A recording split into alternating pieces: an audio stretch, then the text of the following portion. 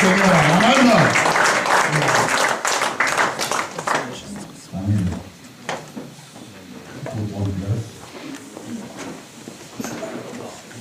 Père éternel, nous voulons simplement que tu te conduises toutes choses ce matin, car nous sommes là, parce que tu nous as encore dans ta volonté attirés à toi. Tu t'es encore manifesté, Seigneur, pour que nous puissions être levés, fortifiés, encouragés et remplis de ton Saint-Esprit. C'est pour ça que nous voulons nous humilier devant toi. Nous voulons te laisser toute la place et que ton Esprit Saint puisse nous toucher et nous convaincre, Seigneur, que ta parole est la vérité et qu'elle s'accomplit. Dans le nom de Jésus, ainsi nous avons prié. Amen. Alors, vous avez vu depuis certains temps que nous avons des thèmes avec des versets de toute la semaine. Je ne sais pas si le pasteur, des fois, me rappelle pour lui demander si vous n'avez pas compris ou vous avez compris toutes ces lectures que vous avez chaque jour et chaque semaine. Et puis quand je lis le thème, la confession de notre foi, notre élection et notre lumière en Dieu, je me dis que juste le titre là, il pose un certain nombre. On peut éteindre cette lumière?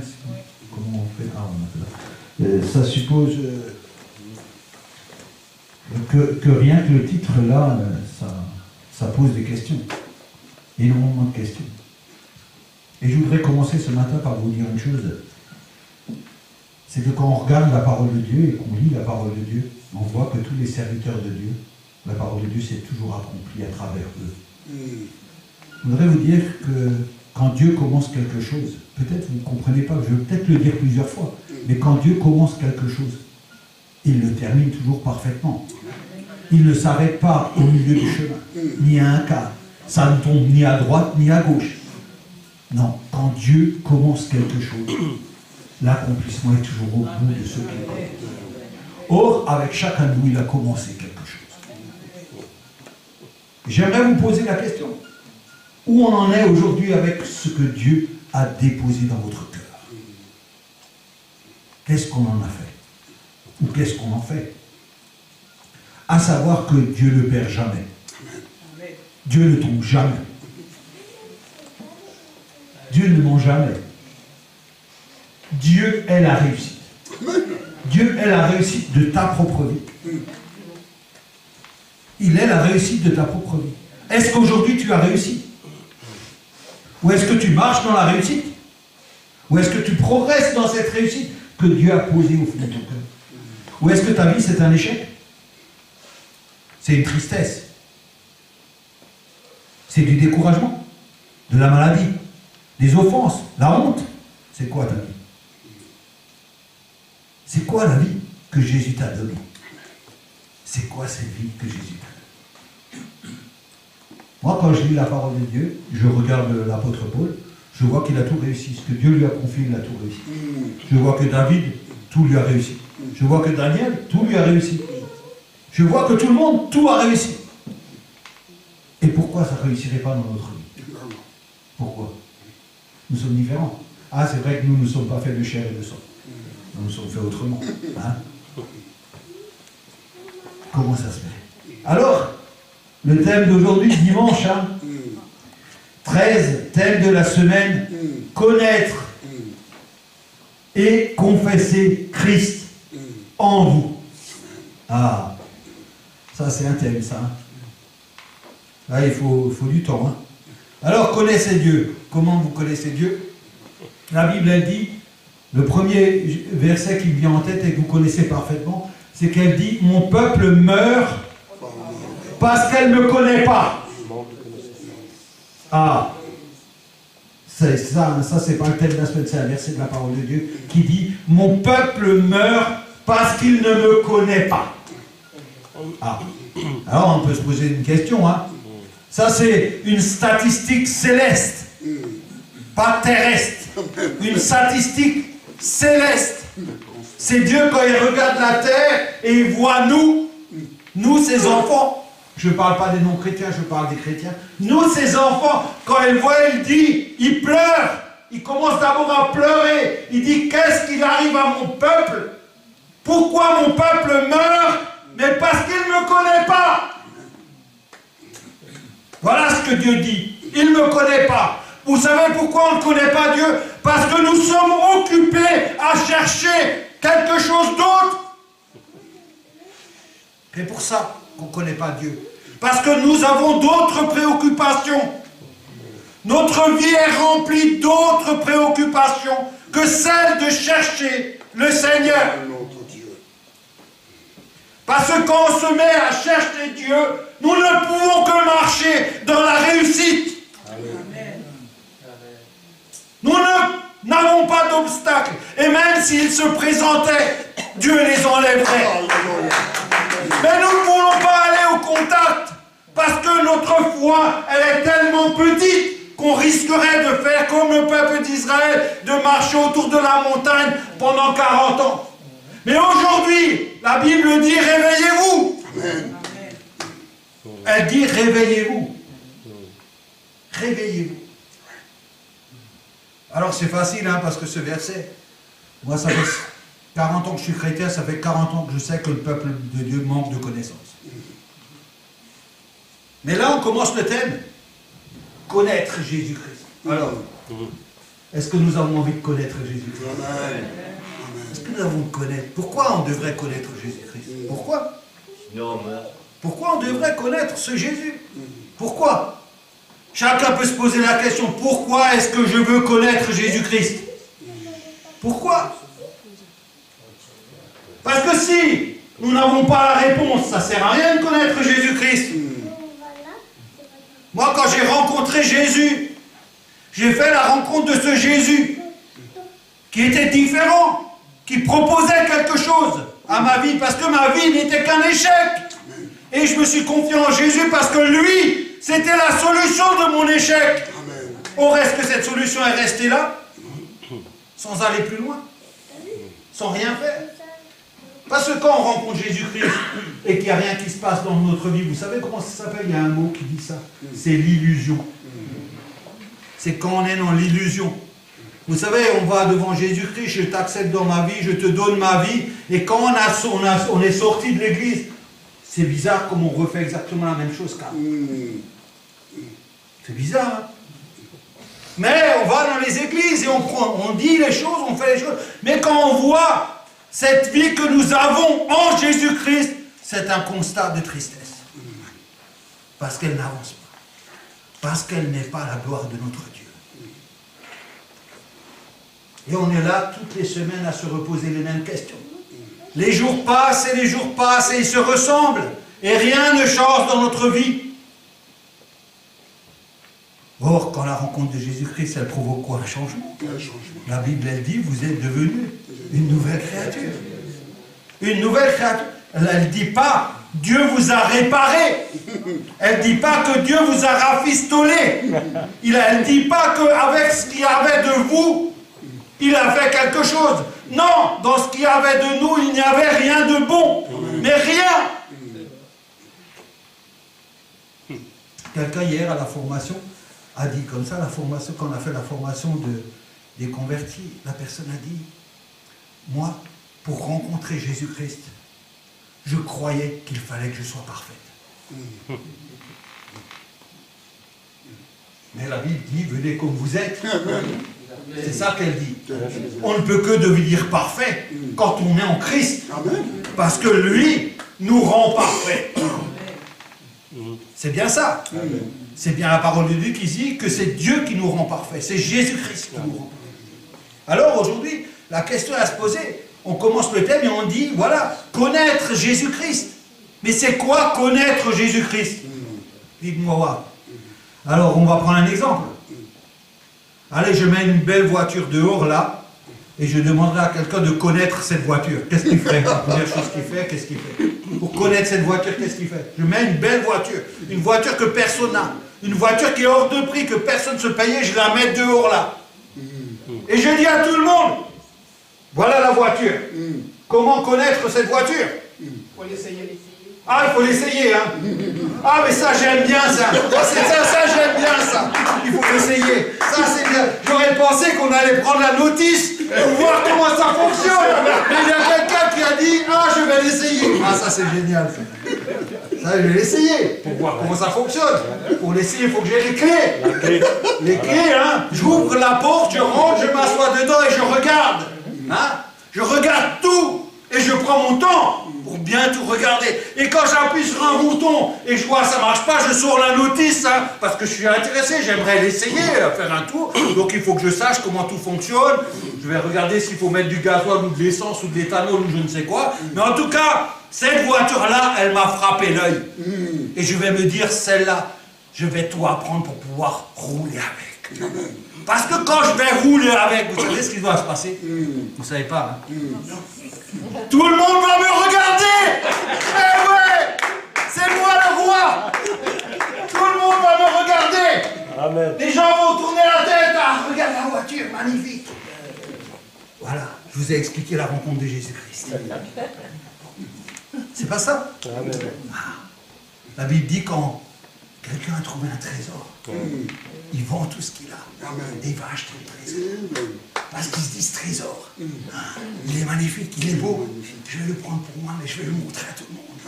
Tout le monde verra que moi j'ai trouvé le trésor. Le trésor, c'est Jésus-Christ. Amen. Alors c'est ça. Alors cette rencontre fameuse que nous avons faite avec Jésus-Christ, hein, ça ne donne pas envie de le connaître, de le découvrir, de voir qui il est, de se promener avec. Vous savez, quand Jésus passait, les gens, vous savez, ils touchaient Jésus pour être guéris. Ils ne savaient pas s'ils allaient être guéris, mais ils croyaient qu'en le touchant, ils allaient être guéris. Vous vous rendez compte? De se promener avec ce Jésus-Christ, entre tes amis, dans tes fêtes, dans ton travail, partout où tu vas, tu emmènes ce Jésus-Christ. Ce Jésus-Christ, quand tu le possèdes, quand il est en toi, pas quand il est à côté de toi, quand il est en toi, c'est la lumière. Personne ne peut oublier. Amen. C'est une lumière qui touche. À l'époque, on touchait le vêtement de Christ. Maintenant, quand on voit la lumière, on est guéri et sauvé. Ça, c'est la puissance de Jésus-Christ dans ta vie. Dans ta vie, hein. Dans ta vie, parce que Jésus est monté au ciel. Si on doit chercher Jésus-Christ aujourd'hui, vous savez où il est? Dans ta vie. Amen, amen. Vous savez qu'on peut que le voir chez vous. Amen. On ne le verra jamais ailleurs. Est-ce qu'on le voit chez vous? Est-ce qu'on le voit chez nous? Ou est-ce qu'on ne sait que le fait de savoir qu'il est en nous? Ah, ça rassure, hein. Quand je sors comme ça, je dis, ah, Jésus en moi. C'est bien. C'est bien, ça me rassure moi. Ça me fait beaucoup de bien. Parce que je sais que Jésus est en moi. Mais est-ce que l'autre, il voit que Jésus est en toi? Est-ce que tu t'es posé la question, est-ce que Jésus est visible? Ou est-ce qu'il est resté invisible? Peut-être même tu le caches. Hein, comme Pierre. Hein. Tu n'étais pas celui qui était avec Jésus. Ah non, non, moi j'étais jamais avec Jésus. Non, non, tu te trompes, non, non. Ah, connaître Jésus. Ça, c'est un plan, ça. Connaître Jésus, ça c'est merveilleux. Mais nous devrions tous avoir envie de connaître Jésus. Et si je veux connaître Jésus-Christ, je ferai comment? Parce que la voiture, j'ai compris comment je fais. Mais pour connaître Jésus-Christ, comment je ferai? Parce que souvent, hein, on rencontre Jésus-Christ non pas parce qu'on le connaît, mais on le rencontre parce qu'il a touché notre cœur. Hein? Et on rencontre Jésus et là, on se laisse saisir par l'Esprit, on dit oui, moi je décide d'accepter Jésus-Christ dans ma vie. Et là, on commence à marcher sur un chemin qu'on ne connaît pas. Mais on marche sur ce chemin parce qu'on croit que Jésus-Christ va nous emmener. Amen. On croit, c'est la foi. On croit qu'avec Jésus-Christ, les choses vont changer. On croit que ma vie va être transformée. On croit qu'on va devenir une lumière. On croit qu'on a une place. On croit qu'on est sauvé. On croit. Maintenant, la Bible dit, connaissez-moi. Connaissez. Parce qu'il y a une chose que vous avez oubliée, c'est que nous sommes tous morts. Nous avons deux morts. Hein. Vous avez le mort qui n'a jamais rencontré Jésus. Ça, c'est le mort qui vit sur la terre. Hein, que vous pouvez comprendre. Hein. C'est-à-dire que la mort, ici, représente la séparation d'avec Dieu. Hein. C'est-à-dire que dans ce monde, il y a beaucoup de morts qui marchent tous les jours. Parce qu'ils ne sont pas avec Christ. Mais il y a encore une autre façon de mourir. Il y a une autre façon de mourir. C'est celle de vivre dans l'illusion. Vous connaissez l'illusion? L'illusion, c'est quand on accepte Jésus-Christ. Et quand cette vie que nous avons en Jésus-Christ, elle ne produit pas. Parce que dans la deuxième mort, nous sommes morts en Jésus-Christ. En Jésus-Christ. Oui. Donc ça veut dire qu'aujourd'hui, chez nous, on ne devrait voir qu'une seule chose, c'est Christ. C'est bien ça? Mais ça, c'est un trop gros projet. Avec des grands projets. Voir Christ, hein. Comment je vais faire venir Christ dans ma vie? Comment je vais faire venir Christ dans ma vie? Comment je vais faire en sorte que quand je vais dans mon travail, quand je vis tous les jours ma vie, on ne voit plus moi, mais on ne voit que Christ. Comment je vais faire ça? Est-ce que je peux le faire? Mais je peux faire une chose, c'est apprendre à connaître Christ. Ça, je peux faire. Parce que la Bible, la parole même de Dieu, nous demande de connaître Jésus-Christ. Or, si nous ne connaissons pas Jésus-Christ, notre avenir n'est pas bon. Connaître Jésus-Christ, c'est un plan. Amen. Je connais Jésus-Christ grâce à sa parole. Hein? Qu'est-ce que je reçois quand je rencontre Jésus-Christ, quand j'accepte l'Esprit de ma vie, je suis conduit par l'Esprit de Dieu, je crois. Hein? C'est ça? C'est pas ça? Si. Non? T'es pas sûr? Ah, je croyais que t'étais pas sûr. Ah ben il faut être sûr. Hein? La Bible dit tout ce qui n'est pas conviction est péché. Est péché. Est-ce que vous êtes sûr d'être conduit par l'Esprit de Dieu? Amen. Si on accepte Jésus-Christ, on est conduit par l'Esprit de Dieu, non? Mais il faut être sûr, hein? Il ne faut pas vous laisser balader, hein? Je n'ai pas commencé le message. Il ne faut pas se laisser balader. Il ne faut pas se laisser par ce qu'on entend. Ce qu'on entend, ça vient de la parole de Dieu. Amen. Ça ne vient pas d'ailleurs.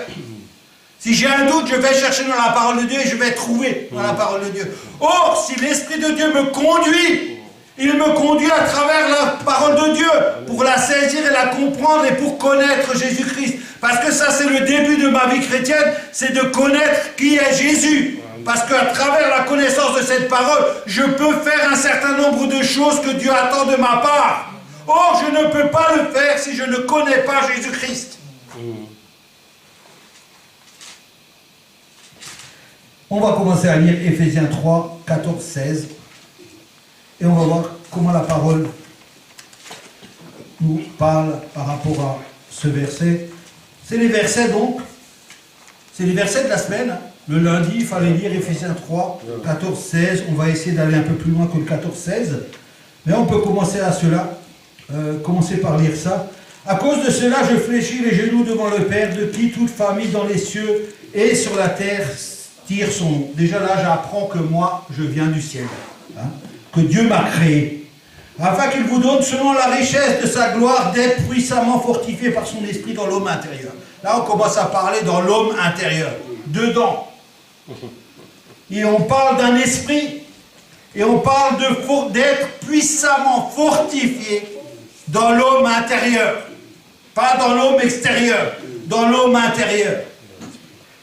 En sorte que Christ, dans vos cœurs, par la foi, étant enraciné et fondé dans l'amour, que vous puissiez comprendre avec tous les saints quelle est la largeur, quelle est la longueur, la profondeur et la hauteur, et connaître l'amour de Christ qui surpasse toute connaissance, en sorte que vous soyez remplis jusqu'à toute la plénitude de Dieu.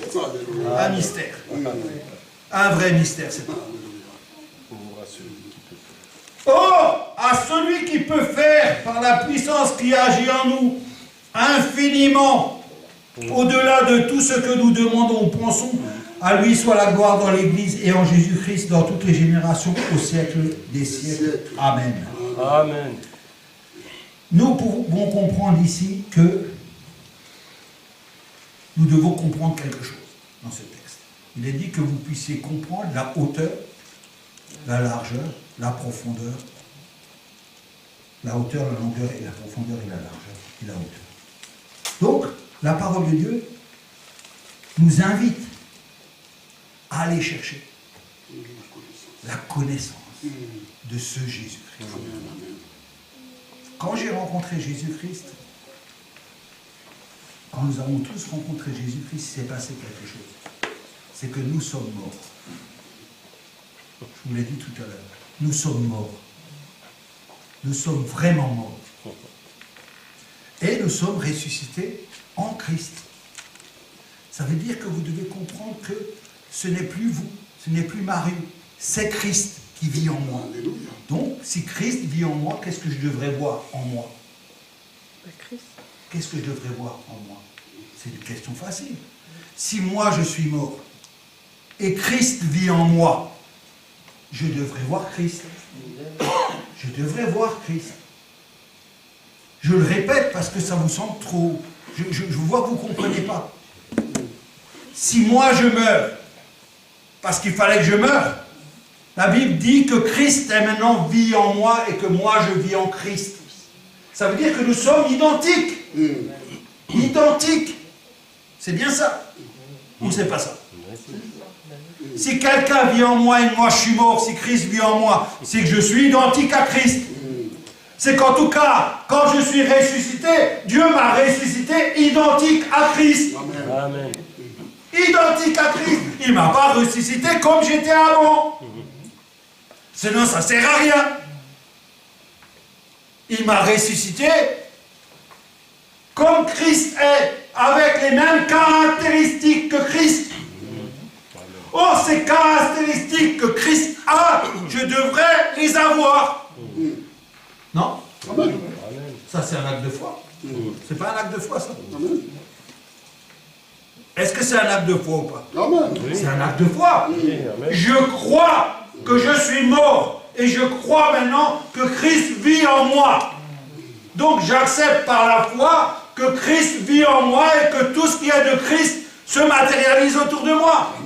Ça veut dire que j'ai l'amour de Christ, la patience de Christ, je supporte comme Christ, je vis comme Christ. C'est bien ça qu'elle veut dire, cette parole. Ça veut dire que moi, on ne me trouve plus. Mes péchés, mes anciennes fautes et tout ça, on ne les trouve plus. On ne trouve que Christ en moi. Or, quand on parle de connaître Christ, ce n'est pas seulement de le connaître à travers la parole, c'est de le connaître Christ en moi. Vous comprenez ce que je veux dire? C'est connaître Christ en moi, comment Christ vit en moi.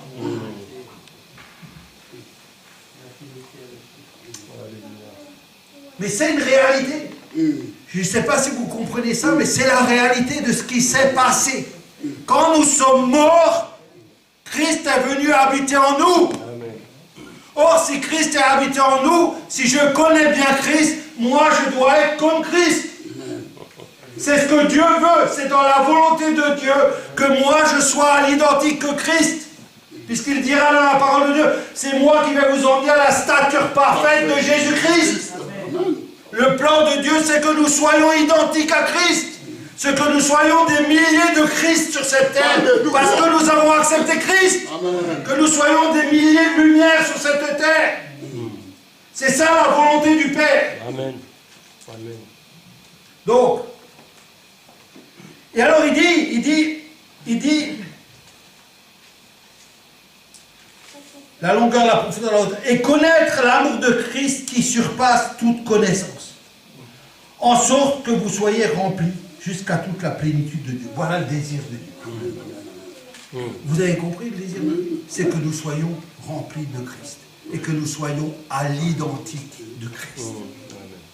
C'est ça que nous devons avoir comme vision et croire ça dans notre vie. Les gens, et moi je faisais partie de ces gens-là, à un moment donné, on croyait qu'en marchant et en allant à l'hôpital dimanche en lisant la Bible, notre vie allait se transformer. Comment notre vie elle va se transformer? Mais comment elle va se transformer encore? Comment cette vie-là, de connaître Christ? Aujourd'hui on a ouvert un paragraphe, on a dit connaître Christ. Mais si je m'arrête là de connaître Christ, j'aurais rien dit. Connaître Christ, c'est un plan, c'est un programme. C'est une vie. C'est une vie complète, connaître Christ. Je dois connaître Christ parce que je veux connaître Christ parce que je veux m'identifier aussi à Christ. Hein? Je veux m'identifier. Donc il y a un double travail, c'est j'ai Christ en moi, mais au moment où j'ai Christ en moi, je ne connais pas encore assez Christ. Donc je dois connaître Christ pour m'identifier à Christ, pour arrêter tout ce qui n'est pas de Christ dans ma vie. Amen, amen, amen. Je dois mettre un frein à tout ce qui ne représente pas Christ dans ma vie. Je dois tout arrêter. J'en ai le pouvoir. J'en ai le pouvoir. J'en ai la force. J'en ai l'esprit. J'ai tous les ingrédients pour arrêter toute chose dans ma vie. Amen. Mais si la connaissance me manque, je ne sais pas quoi arrêter. Exactement. Mais je peux tout. Avec Christ, la Bible dit, je peux tout. Amen. Or, vous voyez comme il était important de bien connaître Christ pour s'identifier à Christ. Or, quand nous voyons que nous marchons, nous, avec tous Christ, la manifestation de Christ, quand Christ marchait, vous savez ce qui se passait? Les gens, ils couraient. Est-ce qu'ils courent vers vous, les gens? Ils courent vers vous? Non. Alors, il y a du travail. S'ils ne courent pas vers nous, c'est qu'il y a du travail. Hein? Mais c'est nous qui courons après eux. Hein? Mais vous savez, Jésus, lui, il ne courait pas après eux. Si vous lisez la Bible, vous allez comprendre que Jésus, tout le monde courait à Jésus. Pourquoi? Parce qu'il désirait le connaître. Pourquoi? Parce qu'il guérissait les malades. Il changeait les circonstances de la vie des gens. Notre vie est quoi? Elle est tellement banale que nous passons que de travailler. Aller en vacances. Et quoi encore? Élever nos enfants, tous les prétextes possibles pour que personne nous court après. Mais tout le monde devrait nous couvrir après. Amen. Parce que qu'est-ce qu'ils devraient voir? La lumière. Ils devraient voir Christ dans nos vies. Alors on se plaint devant Dieu, Seigneur, amène les gens à l'église. Mais ressemble à Christ, tu vas voir les millions de gens qui vont arriver ici. Ils ressemblent juste à Christ. Mais c'est impossible. Hein. Parce que l'autre fois, elle est comme ça. Mourir à soi-même. Mais c'est pas ça. Vous savez, on parle, hein, on discute. Hein. Mais la réalité, il faut toujours la regarder. Il faut arrêter de fuir la réalité de la vie. Il faut arrêter de se contenter de ce qu'on est. Nous n'existons plus. Ce qui est aujourd'hui devant, c'est Christ, c'est pas nous. Nous, la Bible dit, quand Christ viendra, nous, on paraîtra. Mais aujourd'hui, c'est Christ qui doit paraître. Amen, amen, amen. Aujourd'hui, ce qui doit paraître dans ta vie, aujourd'hui, c'est Jésus-Christ. Or, il paraît comme la lumière. Et tu dois tout connaître de Dieu, la hauteur, la profondeur, la largeur. Tout ce que Dieu a permis que tu connaisses, tu dois t'en emparer aujourd'hui dans ta vie. Tu ne peux pas reporter Jésus-Christ après toutes les choses de ta vie. Jésus-Christ doit être le premier. C'est ça que les gens ils n'ont pas compris. Ils sont toujours en train de se justifier par rapport à Christ. Ah oui, mais Christ m'a donné une vie d'humain, alors je suis humain. Non, tu n'es pas humain. Tu es déjà dans les lieux célestes, dans la vie éternelle. Tu es déjà spirituel. L'humain a disparu quand tu es mort. Tu es devenu une nouvelle créature. Une créature qui vit spirituellement. Je ne sais pas si vous avez compris que tout a changé. Mais tout a changé. Amen. Mais tout a vraiment changé. Vous comprenez, Dieu, quand il regarde les gens, il pleure parce qu'il dit, mais ils ont tous changé. Vous êtes content hein, quand on vous dit, hein, le pasteur Daniel, il est bien. C'est un super pasteur parce qu'il est rempli d'amour. Amen. Je veux dire, ce qui domine chez cet homme, c'est l'amour. C'est vrai. Et quand des fois, il vous dit des choses, je sais que ça vous fait plaisir. Je sais. Il vient et dit, Dieu vous aime. Mes frères et sœurs, vous êtes tous bénis. Il a raison quand il dit tout ça. Ne vous inquiétez de rien, vous avez tout reçu. Il dit comme ça, des fois, il dit, vous avez tout reçu. Je lui dis, purée, super. Les gens, ils sortent de là, ils ont tout reçu. Mais qu'est-ce que vous avez reçu? Qu'est-ce que vous avez donc reçu? La parole. Mais quand on reçoit la parole, elle s'applique dans la vie, non? Ah ouais, elle s'applique. Quand tu sors là que tu as reçu la parole, elle change ta vie, la parole. Une parole que quelqu'un a entendue va changer sa vie. Mais quand la parole ne change pas la vie, tu as reçu quoi? L'illusion. Non mais le pasteur il m'a dit que j'étais bien. Le Seigneur Jésus, le pasteur il m'a dit que j'étais bien. Je suis bien. Ah mais vous êtes bien. Bravo, c'est bien. Quand vous irez devant le trône de Dieu, vous direz, vous savez, les pasteurs de l'église de l'unité m'ont dit on était bien. Pourquoi on va chercher autre chose, on est bien. Mais Dieu, lui, qu'est-ce qu'il en pense? Lui, qu'est-ce qu'il dit Dieu? Qu'est-ce qu'il dit Dieu? Il dit, mais faites-moi confiance mes amis. Dis pas ça. Dis, ah, mais j'ai commencé avec vous un travail où on en est. Mais où on en est? Il ne dit pas soyez des lampes sur la montagne pour éclairer le monde. C'est pas ça qu'il dit. Mais la lumière, elle fait quoi? Quand quelqu'un est dans le noir, vous le savez comme moi, il court vers la lumière. Exactement. Mais si on était des lumières, les gens courraient ici. Alors on ne veut pas être dur, on va dire, oh, on n'est pas des états, on est des demi-lumières. Ça c'est pour rassurer, mais il faut affronter la réalité de la vie. Il faut affronter la réalité de la parole de Dieu. Oui, il faut arrêter. Moi non plus, je ne suis pas la lumière que je pensais, mais chaque jour je travaille à cette lumière comme vous tous. Amen. Et si je parle là, ce n'est pas pour nous accuser, c'est pour nous faire prendre conscience que nous devrions être des lumières, pour que Dieu puisse nous utiliser, pour que les gens soient sauvés. C'est ça. C'est ça. Témoignage de ce matin, cette dame qui mange dehors, 77 ans, elle vit dehors. Et on devrait faire des grandes choses ici. On devrait acheter un bâtiment, mettre des lits. Amen. On devrait faire ça, Amen. faire ça. Mais comment on peut le faire, ça, si on n'y croit pas nous-mêmes? Oui. Parce que quand on y croit, on le fait. C'est quand on ne le fait pas qu'on n'y croit pas. Amen. Ah ben oui, c'est comme ça la vie. C'est quand on y croit, on va le faire. Ouais. Mais quand on n'y croit pas, ah ouais, mais tu sais, j'ai besoin de prier encore, il faut que Dieu me fortifie. Dieu doit te fortifier. Mais là, dans la Bible, il est dit, afin qu'il vous donne, selon la richesse de sa gloire, d'être puissamment fortifié par son esprit dans tout l'homme intérieur. Or, nous savons tous que nous avons reçu un esprit de puissance et de force. Mais c'est sûr, si tu vas chez le banquier, tu dis tu vas lui demander 900 000 euros et tu sais déjà la réponse avant Dieu, tu n'as pas besoin d'y aller. Tu dis, ah, mais le banquier, c'est normal, je vais lui demander 900 000 euros. Ah, il va me dire non. Vous devriez venir avec moi quand je vais le banquier. Moi, je lui demande plein de choses. Il me dit toujours oui. Il ne dit jamais non. Vous savez pourquoi il me dit oui? Parce qu'il voit dans mes yeux la lumière de Jésus-Christ. Alors il me dit oui, Marie. Eh ouais, c'est comme ça que ça marche. C'est la vérité. La vérité, ça. Amen. Mais vous n'avez pas essayé. Alors vous ne savez pas parce que vous n'avez pas essayé. Quand on essaye, c'est qu'on a eu la lumière, qu'on est éclairé par la parole de Dieu. Alors on dit, voilà, moi je ne suis pas Mario. Moi je suis fils de Dieu. Vous savez, quand je dis, moi je prie Dieu. Je dis, écoute, moi Mario, je sors du palais de Dieu. Pas de la grotte. Avant, je sortais de la grotte. Mais maintenant, tous les jours, moi, j'ouvre la porte du palais. Alors, j'ai dit, mon fils, il est habillé comment? Comme un clochard. Non, il n'est pas un clochard. Il est le fils. Amen. Amen. C'est pas à Dieu qu'appartient tout ça. Alors, et il ne nous l'a pas donné à nous.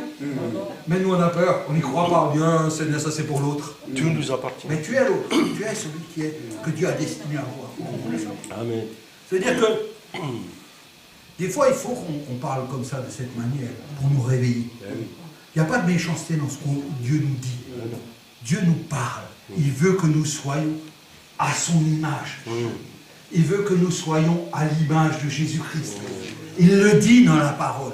Pour être à l'image de ce Dieu-là, il faut croire en Dieu. Croire en Dieu, c'est pas une fois je crois, c'est aujourd'hui je crois. Demain je crois, après-demain je crois. C'est pas je crois. Ah mais moi j'ai cru que Dieu m'a sauvé. Maintenant c'est fini, je vais me balader dans le monde et je fais ma vie. Et quand avant de mourir je ferai la prière, Seigneur pardonne-moi. Il me pardonnera et je serai sauvé. Mais ne rêve pas, il n'y a que dans les films qu'on voit ça.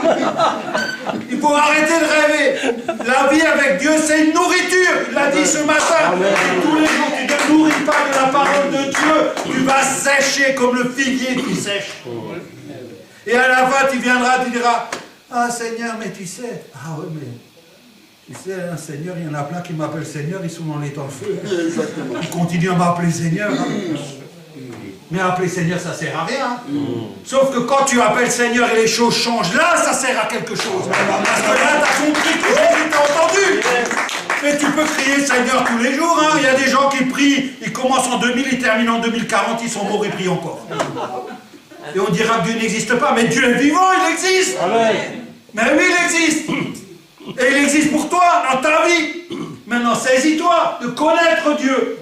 Connaître Dieu, c'est connaître Jésus-Christ, connaître sa vie. Amen. On ne peut pas parler de ce thème-là. On ne peut pas l'agrandir aujourd'hui, le thème, parce qu'il a besoin d'explication. Il a besoin de temps et d'explication. Donc, aujourd'hui, le Seigneur veut nous parler. Oui, nous devons connaître Jésus-Christ. En fait, je voudrais vous donner une indication, c'est qu'avant de faire toutes les choses que vous faites, apprenez d'abord à connaître Dieu. Vous savez, quand Jésus dit « je veux être le premier », on est trop faible. On se contente de ça. Ah Seigneur, là j'ai prié ce matin 10 minutes. Ah Seigneur. Il faut connaître Dieu, c'est le désir de Dieu. Vous savez, quand vous voyez un bon dessert à travers une vitrine, vous regardez quel prix vous êtes prêt à payer, vous regardez dans la poche, vous sortez, vous allez chercher ce dessert parce qu'il vous donne envie. Si vous n'avez pas envie de Jésus, il y a un problème. Il y a un problème. Il faut avoir envie de Jésus. Amen. Vous savez, quand vous avez envie de Jésus, quand vous avez l'espérance que sa parole est la vérité. Amen. Quand vous avez l'espérance que cette parole est la vérité. Parce que quelqu'un a dit, hein, l'espérance n'est pas honteux. L'espérance, c'est la vie. Il faut avoir l'espérance que la parole est vivante. Et quand tu t'empares de cette espérance, alors tu mets tout de côté pour aller là et pour chercher Dieu. Et en fait, aujourd'hui, les gens, les chrétiens d'aujourd'hui, ils ne sont pas ambitieux. Ils ne sont pas ambitieux. Dieu avait un projet ambitieux. Il a envoyé son fils Jésus-Christ. C'était un projet ambitieux. Quand il est arrivé Jésus, on a tout de suite vu que c'était Jésus. Il y a ceux qui ne voulaient pas reconnaître Jésus-Christ. Et il y a ceux qui ont reconnu Jésus-Christ. Ceux qui ne voulaient pas, ils savaient que c'était Jésus, mais ils ne voulaient pas reconnaître Jésus. Parce que Jésus est venu dans sa gloire. Et ce Jésus-là, il n'a pas dit à tout le monde, je fais des miracles. Il a fait ce qu'il disait de sa bouche, ça s'est accompli. Les gens l'ont vu, qu'est-ce qu'ils ont fait? Ils ont couru après Jésus. Mais ces gens-là, qui sont restés dans l'esprit de Jésus-Christ, comme l'apôtre Paul, lui, les gens ils se battaient pour avoir ses mouchoirs. Parce que les mouchoirs, ils guérissaient. Vous croyez que les mouchoirs guérissaient? Non, on sait que ce n'est pas les mouchoirs qui guérissaient. On sait toujours que celui qui guérit, c'est Jésus-Christ. C'est l'esprit. Bon, on a beaucoup de témoignages dans la parole de Dieu, de gens chez qui on courait parce qu'ils guérissaient les malades. Il y avait toutes sortes de malades. Il n'y avait pas que des malades physiques, il y avait aussi des malades spirituels. Il y avait beaucoup de guérisons de maladies. Donc on voyait que Jésus a eu l'impact. Et si nous voulons servir Dieu et avoir cette vie avec le Seigneur, nous devrions changer notre façon de voir Jésus. On ne peut plus continuer comme on continue. On ne peut plus continuer. Peut-être je vais dire des choses qui sont... On ne peut plus être les derniers. C'est terminé. Ça s'arrête. Ah, l'église. Ah, aujourd'hui, il y a un frère qui m'a donné un papier comme quoi l'église de Colmar, elle a grandi. 65 ans, ils sont 300. Seigneur, merci de faire grâce qu'à 64 ans, nous soyons aussi 300. Non. Mais je ne comprends pas, moi, où on est né. Nous devrions être 300 demain. Amen. 400 demain. Je n'ose même pas vous dire le chiffre. Quand je rêve, moi, la parole, je ne vous donne pas le chiffre. Parce que si je vous donne le chiffre, vous allez tomber de la chaise. Mais quelle est notre espérance? Quel Dieu on sert? Quel Dieu on sert? On s'est mis au service de qui? De nous-mêmes? De nous-mêmes? Non. Ou on s'est mis au service de Christ? Au service de Dieu. C'est au service de Dieu qu'il faut se mettre. C'est pas en faisant. Les gens, ils croient que quand ils sont dans une église, ils doivent faire. Plus je fais, mieux c'est. Il y en a qui sont morts, ils ont fait tout, mais ils ont oublié Jésus. Nous, on ne veut pas faire. On veut connaître Jésus-Christ, pour être comme Jésus-Christ. On ne veut pas faire. Nous, on a compris une chose dans cette église, c'est que nous ne pouvons rien faire, mais que Jésus peut tout faire. Amen. Moi, si je connais Jésus et Jésus en moi, moi je ferai. Mais c'est Jésus qui fera. Exact. Parce que moi, je suis caché en Jésus-Christ. Alléluia. Et moi, je n'ai pas de force. Il n'y a que la force de Christ. Moi, je suis déjà mort. Comment je veux faire quelque chose? Comment je fais quelque chose si je suis mort? Le pasteur Toussaint, il avait venu, il a dit un jour, il a dit ici, ah, j'ai rencontré des jeunes, ils voulaient me tuer dans la rue. Alors je leur ai simplement dit que j'étais déjà mort. Il a dit comme ça. J'ai dit, mais c'est vrai. Mais ça, c'est une vérité. Bah oui. Vous savez ce qu'il a fait de cette vérité, le pasteur? Il l'a juste proclamé. Il l'a dit. Bah oui. Il a dit, je suis déjà mort. Il n'a pas dit, ah Seigneur Jésus, viens à mon secours, tu es Jésus, sauve-moi, il va me tuer. Non. Lui, il avait la connaissance, il a dit, hé, mes amis voulaient me tuer, mais je suis déjà mort. Il a simplement dit la vérité. Vous savez ce qu'elle fait, la vérité? Elle arrête tout. Elle arrête tout. Vous avez déjà utilisé la vérité? Ou on ne peut pas utiliser la vérité parce qu'elle est là. Il faut connaître ça pour avoir la vérité. Amen. Si moi je me promène avec ça tous les jours comme ça, les gens vont dire, ah, c'est le mec là, la parole de Dieu. Il y en a qui l'ont sur le cachet. Quand elle rentre au salon, il la pose là. Et c'est pour rassurer tous les jours. Ah, la Bible est là, je vais la lire ce soir. Ils font un tour, ils vont au cinéma, ils reviennent. Ah, Seigneur, pardonne-moi, demain. Je vais lire après-demain. Et alors ils en achètent 2 des fois, comme ça ils sont rassurés. 1 ou 3, 4, 5. Hein? Mais ça sert à rien. Maintenant ils le chargent sur le téléphone, comme ça ils sont encore plus arrêtés, ils l'ont toujours sur eux. Ils ne l'ouvrent jamais, mais ils l'ont sur le téléphone. Tu veux un verset, ben, je vais t'apprendre comment Dieu a créé l'homme. On s'en fout comment Dieu a créé l'homme. Ce qui nous importe, c'est de vivre Jésus-Christ. Amen. C'est d'être en Christ. La vérité, elle se trouve dans cette Bible, dans cette parole. Cette parole, vous savez quoi? On doit la lire. Pas seulement la lire. C'est la vie. Il faut la croire. Hein, on dit tout le temps dans la Bible, on dit tout le temps, ne vous bornez pas à écouter la parole, mettez-la en pratique. C'est le grand défaut de l'Église d'aujourd'hui. L'Église d'aujourd'hui, elle est faible. C'est une Église qui n'a pas de force. On se dit pour se rassurer, on dit si on est puissant, parce qu'on croit à la parole. Mais oui, on est puissant. Mais à quoi ça sert toute la puissance que nous avons si nous ne l'utilisons pas? Exactement. Amen. Nous avons tout. Amen. Nous ne l'utilisons pas. C'est comme le mec, je vais chez Michel, je dis, ah Michel, aujourd'hui je vais t'offrir la voiture de ta vie. Il la garde, tout, il met les clés sur le buffet, tout. Et ce Michel-là, qui a une voiture neuve, splendide, ben, il ouvre la porte, il regarde la voiture et continue à marcher pendant 30 ans. C'est pareil. Nous avons la parole de Dieu, nous avons la puissance de Dieu, nous avons la gloire de Dieu. J'ai rien dit, hein, je n'ai pas commencé le message, je ferai une autre fois. Nous avons tout ce qu'il faut. Et la tristesse, c'est que notre espoir, il est tellement limité. C'est ce qui fait qu'il n'y a rien qui se passe dans notre vie. Et notre vie, vous savez, on se bat de quoi? Guéris-moi. Donne-moi à manger. Des trucs qui sont dans la Bible. Et pourquoi vous inquiétez du vous aurez à manger à boire? Il y en a qui prient, ouais Seigneur, donne-moi du pain demain, ou je sais pas, un casse-croûte. Mais en France, tu ne peux même pas mourir de faim. Même si tu voulais mourir, on va te sauver avant que tu meurs. La relation avec Dieu, c'est que Dieu, Jésus-Christ, on le voit dans ma vie. Vous savez que le but de Dieu, c'est de sauver les gens. Il faut bien comprendre que, que Dieu a donné Jésus-Christ comme sauveur. Pour tout le monde. C'est le plan de Dieu. Le plan de Dieu, c'est de sauver l'homme. Parce qu'il aime Dieu, tout le monde. Il aime tout le monde. Il aime tout le monde. Tout le monde, il aime. Et ce Jésus qu'il a donné, il l'a donné pour tout le monde. Amen. Pour tout le monde. Amen. Dieu n'a jamais dévié de son chemin. Jamais une fois. Il a dit autre chose qu'il est venu pour sauver ceux qui étaient perdus. Amen. C'est-à-dire. Et nous sommes l'outillage pour sauver ceux qui sont perdus. Amen. Nous sommes la manifestation de sa gloire. Nous sommes la manifestation de sa puissance. Nous sommes la manifestation de la réussite. Nous sommes la manifestation de Christ. Oh oui. Nous avons tout reçu. Amen. Maintenant, qu'est-ce qui se passe? Quand c'est que nous allons mettre la parole de Dieu en application pour voir l'œuvre de Dieu?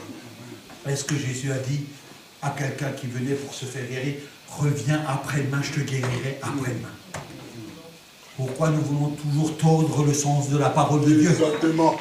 Dieu est aujourd'hui. Quand quelque chose se passe, c'est aujourd'hui. C'est pas demain. C'est pas reporté demain, après-demain. C'est maintenant. Si tu crois, tu le verras s'accomplir maintenant. Parce que Dieu n'est pas dans le temps. Nous sommes dans le temps. Dieu n'est pas dans le temps. Lui, il fait accomplir les choses maintenant. Quand tu proclames la parole de Dieu. Alors là, il est dit connaître et confesser Christ en vous. On n'a pas parlé de la confession, on n'a pas parlé de connaître Dieu. On va en parler dimanche prochain, c'est moi qui vais prêcher. Je vais prendre plus de temps pour préparer ça un peu différent. Mais, vous voyez, il faut aussi confesser Christ en vous. Qu'est-ce que ça veut dire confesser Christ en vous? Qui est-ce qui sait dans votre entourage que vous êtes chrétien? Ah, Qu'est-ce qui sait que vous êtes chrétien? tous mes voisins. Toi, tous tes voisins. Quoi, mais toi, t'as le monde entier qui sait. Mais est-ce que vous êtes préoccupé de savoir si votre entourage sait que vous êtes chrétien? Alors on peut confesser. Hein. Moi, je suis chrétien. Faites attention. N'allez pas trop vite. Moi, je serais plutôt de dire, montrez que vous êtes chrétien. Ne le confessez pas encore de la bouche, mais montrez que vous êtes chrétien. Amen, oui. Montrez que vous avez un cœur de chrétien. Montrez que vous avez un cœur de Christ. Aimer les gens. Aimez les gens. La première chose. Aimez les gens. Aimez. Vous ne savez pas aimer. Demandez à l'Esprit de Dieu de vous apprendre à aimer les gens. Cherchez les priorités dans votre vie. Cherchez les priorités, pas les vôtres. Cherchez la priorité de Jésus. Jésus, quand il est venu sur cette terre, il n'a pas dit, moi je suis Jésus, le meilleur, le plus grand, le plus beau. Non. Il s'est humilié. Il était Dieu. Vous vous rappelez, il était Dieu. Donc l'humilité, ça rapproche. Bien sûr. L'orgueil, ça divise. Donc, je suis dans l'humilité. Parce que je me plie aux exigences de mon Seigneur. À quoi ça sert d'appeler Jésus Seigneur, Maître, Sauveur, si tous ces adjectifs qu'on a mis en avant ne font pas la différence entre les gens du monde et nous? Qu'est-ce que c'est que ça? Qu'est-ce que c'est que ça? Nous avons tous notre part de responsabilité. Oh oui. Notre part de bonnes œuvres que Dieu a préparées d'avance pour chacun d'entre nous. Nous devons être déterminés. C'est que les gens déterminés, les gens convaincus, les gens qui ont laissé le monde à côté, qui verront la gloire de Dieu. Tous les autres, ils ne verront pas la gloire. Ils verront comme Moïse l'arrière de Dieu, mais ils ne verront pas la face de Dieu. Nous sommes destinés à voir la face de Dieu. Nous sommes destinés à la gloire de Dieu. On n'a pas parlé de la gloire. Là, il y avait marqué la gloire. Connaître et confondre Christ en vous et la gloire de Dieu. Donc, je veux dire, moi, j'aimerais nous encourager tous.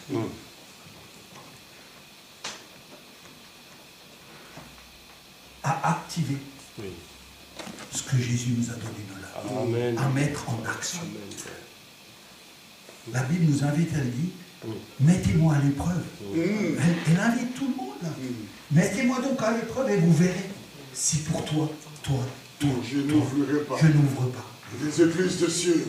Cherchez à comprendre que Jésus donne de la réussite dans les projets qui sont pour lui. Vous savez, quand nous sommes morts à Christ, quand nous sommes morts au péché, et que nous sommes devenus une nouvelle créature, nos projets ont changé. Nous n'avons plus les mêmes projets. Connaître Christ, c'est, on pourrait déjà démarrer, parce qu'il y a comme 4 phases, on pourrait démarrer par mon identité en Christ. Déjà, quand on parle de l'identité, on en a parlé de l'identité en Christ, on comprendrait qui nous sommes, qui on est. Pourquoi on aime, nous, toujours les derniers. Nous devrons être les premiers.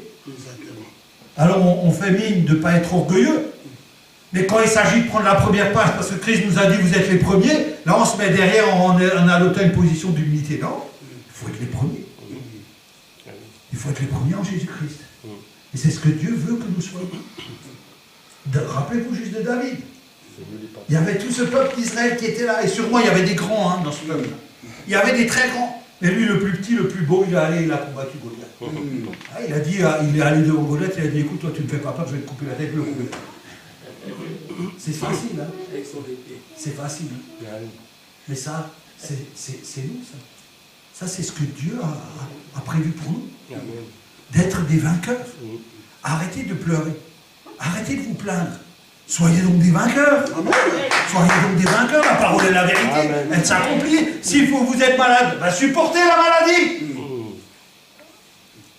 Si vous n'avez pas quelque chose, demandez au Seigneur. Et il vous le donnera. Mais avant tout, connaissez Dieu pour faire sa volonté. Apprenez à connaître tout ce que Dieu vous a donné. On n'a pas parlé dans Éphésiens 6 de toutes les armes. Revêtez toutes les armes de Dieu. De qui les connaît ces armes. Il y a quelqu'un m'a fait plaisir à la réunion.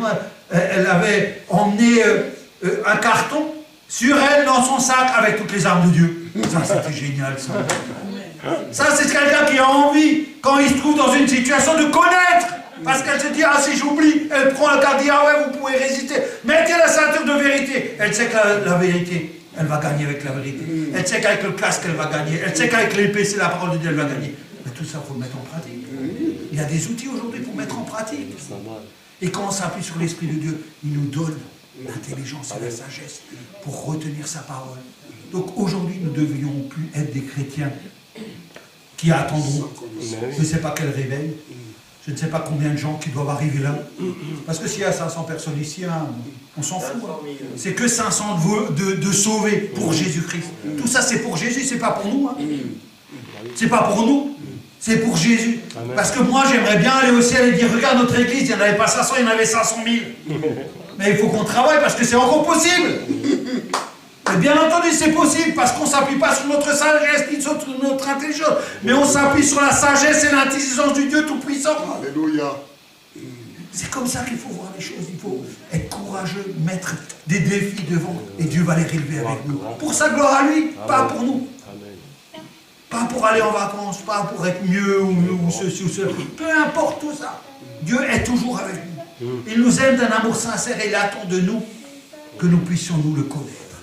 Connaître son amour, sa patience, sa bonté, sa fidélité, son humilité, sa puissance, sa force, sa détermination, sa conviction. Il ne s'est pas arrêté à la croix en disant, bon écoute, c'est trop dur, je retourne en arrière, je reviens. Il est allé jusqu'à la croix, il est mort.